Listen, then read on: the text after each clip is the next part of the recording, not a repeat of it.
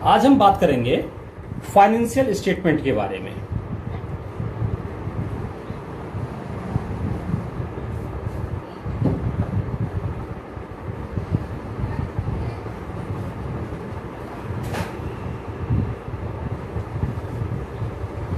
Financial statement क्या होता है? फाइनेंशियल स्टेटमेंट देखो, अभी तक हमने इससे पहले वाली वीडियो में हमने जर्नल एंट्री बनाना सीखा।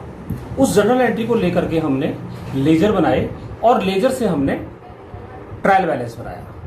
अब ट्रायल बैलेंस जो हमारे पास होता है वो हमारे पूरे साल भर की जितनी हमारी ट्रांजैक्शन है उन ट्रांजैक्शन की रिपोर्ट हमें दे देता है कि या हमारे पास जो क्वार्टरली हमारी ट्रांजैक्शन है, अगर हम क्वार्टरली ट्रायल बैलेंस बना रहे हैं या हाफ ईयरली बना रहे हैं या ईयरली तो बनाते ही हैं, तो जो हमने पूरे साल भर जो हमने ट्रांजैक्शन की है उसका टोटल हमें दे देता है कि हमने पूरे साल भर में कुल कितनी परचेज की है, वो हमारा एक जगह पे आ जाता है। हमने टोटल कितनी सेल की है वो हमें एक जगह पे मिल जाता है।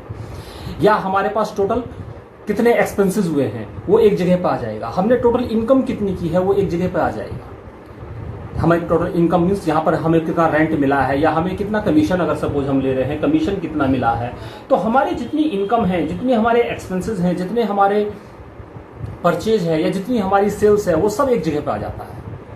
लेकिन इस सारे डाटा को देख करके, उस ट्रायल बैलेंस को देख करके ये आइडिया लगाना कि हमें इस साल कितना प्रॉफिट हुआ या कितना लॉस हुआ, उसके लिए हमें trading and profit and loss account बनाना होगा। और उसके बाद लास्ट में हम बैलेंस शीट बनाएंगे। तो हम दो अकाउंट बनाएंगे, एक trading and profit and loss account और दूसरा बनाएंगे बैलेंस शीट। बैलेंस शीट हालांकि अकाउंट नहीं होता है, बैलेंस शीट स्टेटमेंट होती है।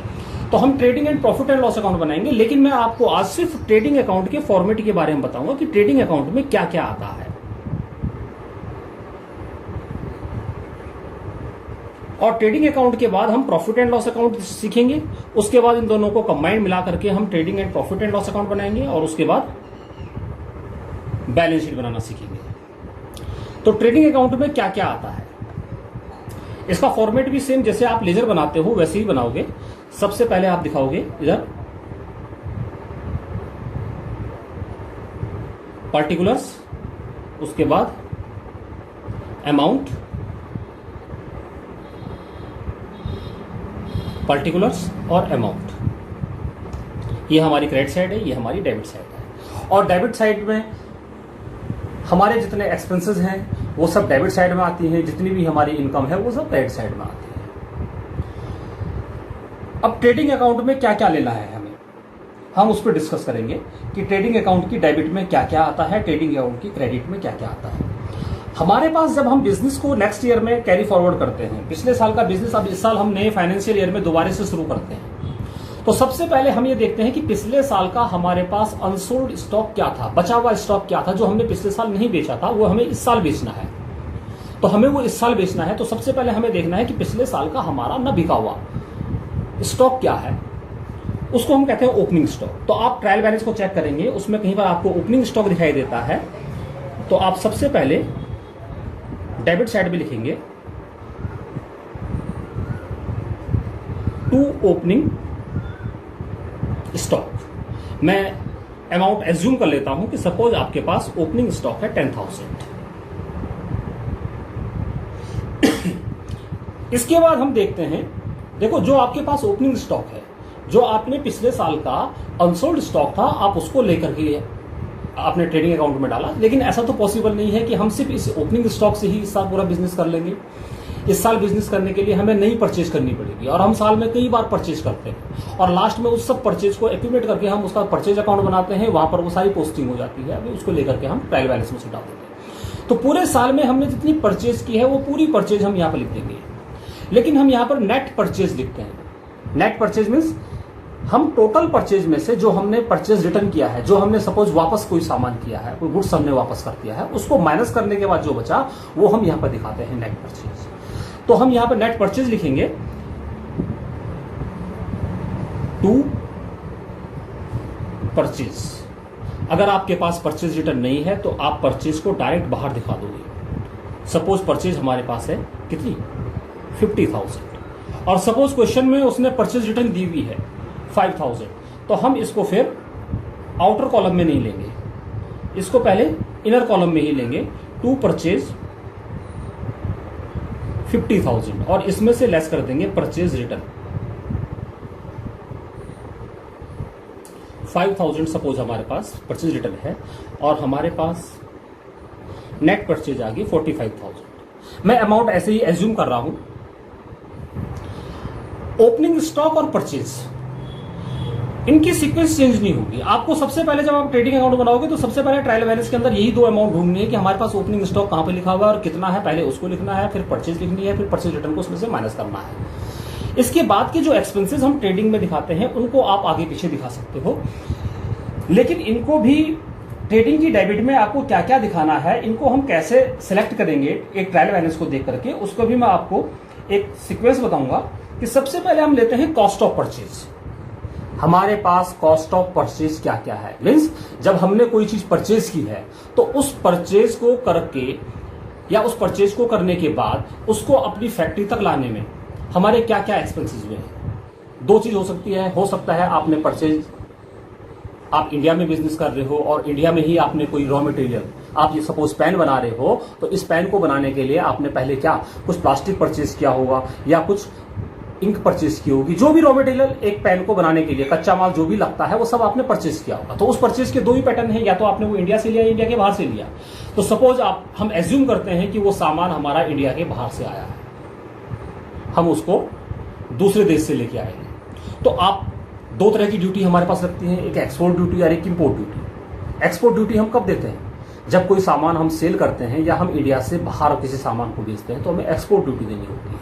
और जब उसी सामान को सपोज कोई रॉ मटेरियल हम जो है बाहर से लेके आ रहे हैं, दूसरे देश से लेके इंडिया में आ रहे हैं, तो उस समय हम इंपोर्ट ड्यूटी दे रहे हैं। और हमारा फोकस यहां पर क्या है कि हमें वो एक्सपेंसेस लेने हैं जो एक्सपेंसेस हमारे परचेज को हमारी फैक्ट्री तक लाने से रिलेटेड हो, जो कॉस्ट ऑफ परचेज का हिस्सा बन सके, कॉस्ट ऑफ परचेज का पार्ट बन सके। तो इसका मतलब हम यहां पर क्या लेंगे, हम यहां पर अगर आपके पास सपोज एक्सपोर्ट ड्यूटी दी हुई भी है तो हम ट्रेडिंग अकाउंट बनाते समय उसको इग्नोर कर देंगे, उसको छोड़ देंगे। हम यहां पे लेंगे सिर्फ इंपोर्ट ड्यूटी।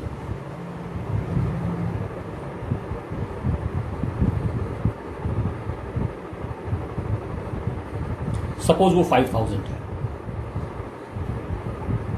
हमने यहां पर एक्सपोर्ट ड्यूटी अगर लिखी हुई भी है तो उसको इग्नोर कर लिया, क्योंकि हमें सिर्फ वो एक्सपेंसेस लेने हैं जो कॉस्ट ऑफ परचेज है, परचेज से रिलेटेड जो है। Export duty cost of sale में चले, सेल से रिलेटेड है, जब हम सेल करते हैं उस समय हमारा एक्सपेंसेस होता है, तो उसको हम छोड़ देंगे। ऐसे ही आपके पास और क्या एक्सपेंसेस हो सकते हैं, जब सपोज वो सामान इंडिया में आ गया या आपने यहीं से लिया है तो उसको फैक्ट्री तक ले जाने के लिए जो आपको एक्सपेंसेस देना होगा, क्या देना होगा, आपको कैरीज देना पड़ेगा।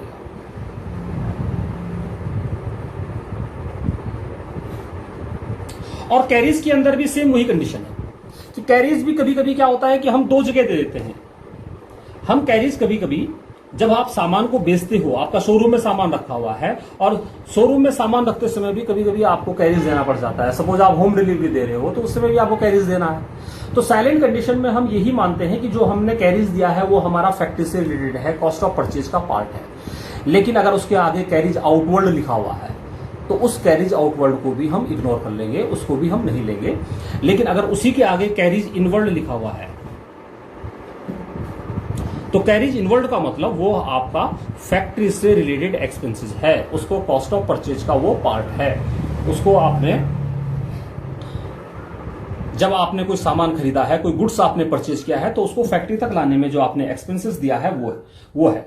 ऐसे ही आपके पास फ्रेट हो सकता है, भाड़ा जो आप देते हैं वो फ्रेट भी इसमें आ जाएगा, या आपने ऑक्ट्राइड दी है, या आपने कोई इंपोर्ट ड्यूटी आप दे सकते हो जो हमने लिख ली है।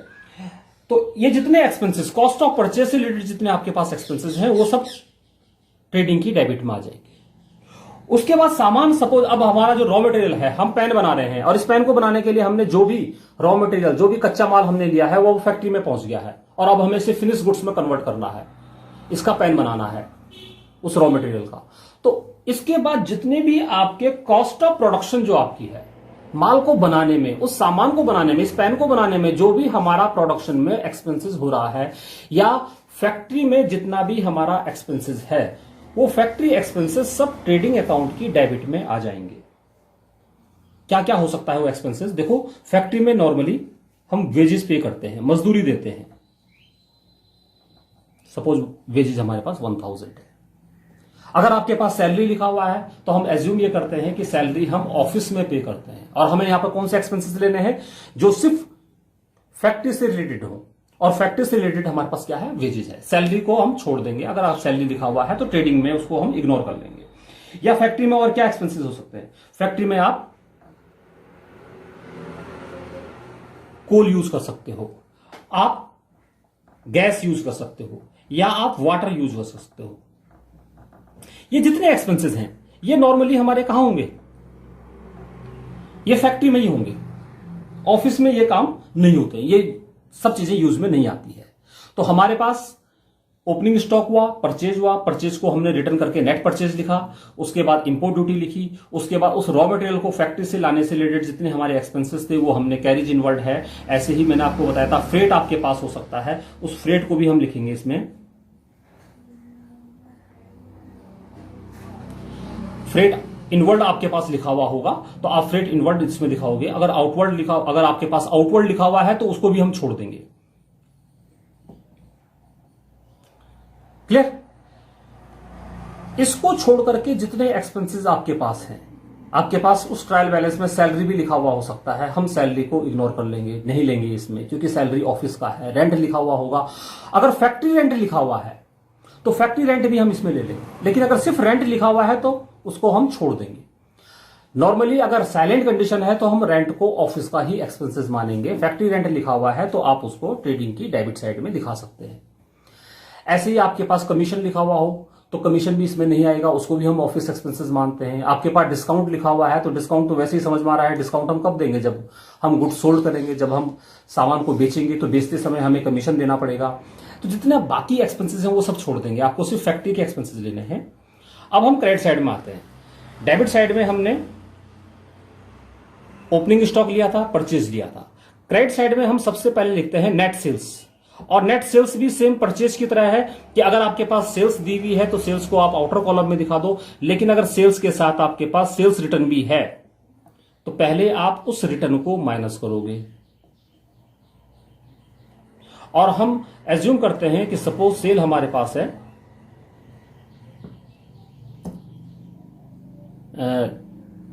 70,000 की, और हमारे पास सेल्स रिटर्न है 10,000,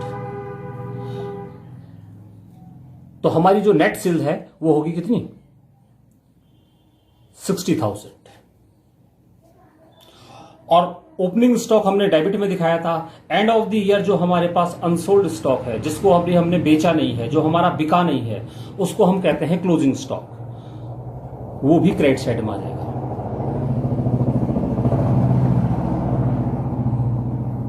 उस क्लोजिंग स्टॉक को हम क्रेडिट साइड में दिखा देंगे, सपोज वो 15,000 है। क्लियर?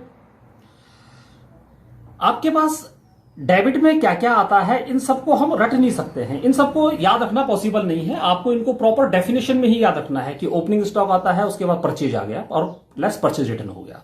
इसके बाद हमें लेने हैं कॉस्ट ऑफ परचेज, उसके बाद ले ली है हमें कॉस्ट ऑफ प्रोडक्शन, एक फैक्ट्री में जो भी एक्सपेंसेस होते हैं। तो 3 लाइन में हमारा ये क्वेश्चन खत्म हो जाता है कि ट्रेडिंग की डेबिट में क्या क्या आता है। फिर आपको कोई अननोन कोई दूसरा एक्सपेंसेस दिखाई देता है, सपोज आपको ऑक्ट्राई दिखाई देता है, चुंगी आपने दी है, तो ऑक्ट्राई जो आपको दिखाई देगा, आपको ये देखना है कि ये एक्सपेंसेस किस समय का है। तो ऑक्ट्राई हमारा जब हम गुड्स परचेज करते हैं उस समय उसको फैक्ट्री तक लाने से रिलेटेड है, तो उसको भी आप ट्रेडिंग के डेबिट में दिखा दोगे। अब आपको दोनों साइड का टोटल करना है, और जो टोटल, जैसे हम लेजर बनाते हैं और लेजर बनाते समय हम ये देखते हैं कि किस साइड का टोटल ज्यादा है, दोनों साइड उसे लिख देते हैं। तो यहां पर हमें दिखाई दे रहा है कि क्रेडिट का टोटल ज्यादा है, 60 + 15 75,000, तो हम 75,000 दोनों साइड लिख देंगे। और इसमें जो हमारी डेबिट साइड है, डेबिट साइड में हमारे पास 10,000 एक है, 45 एक है, और 5 है तो 7 और 1 8 है तो 10 12 प्लस 12,000 एक है। इधर हमारे पास 67,000 टोटल एक्सपेंसिव है। डेबिट साइड का टोटल है हमारा कितना, इधर का क्रेडिट का टोटल हमारा है 75 और डेबिट का टोटल हमारा है 67। इनको हम माइनस करेंगे तो 8,000 हमारे पास आ गया। इस 8,000 को हम कहां लिखें, जैसे हम लेजर बनाते हैं, जिधर का टोटल ज्यादा होता है उसके अपोजिट, अगर हम क्रेडिट में इसको लिखेंगे तो दोनों साइड का टोटल हमारा इक्वल हो जाएगा। तो 8000 हमारा डेबिट साइड में आ जाएगा। और अगर क्रेडिट का टोटल ज्यादा है, अगर क्रेडिट का टोटल ज्यादा है तो डेबिट साइड में हम इसको टू बैलेंस नहीं लिखेंगे, यहां पर हम लिखेंगे टू